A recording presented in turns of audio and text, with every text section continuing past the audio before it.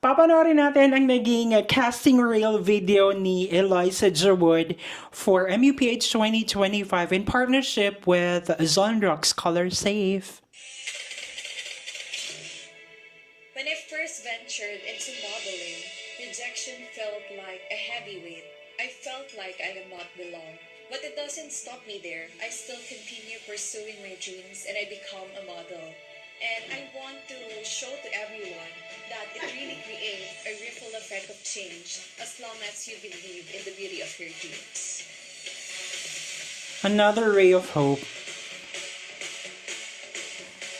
Ang cute nung cut nung ano niya, damit Yes, niya. ang ganda. And then, ang ganda nung detalye na parang knot. Parang tali lang siya na ganyan. And color yellow, ang ganda talaga niyang tignan. Like, parang very bright. And it signifies parang hope, ganyan, di ba?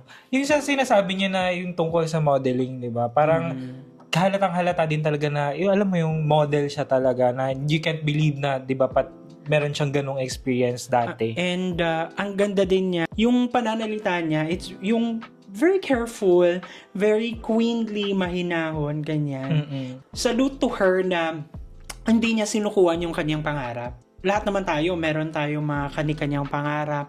We come to a point na we get rejected or hindi natin na-fulfill kung ano man yung gusto natin.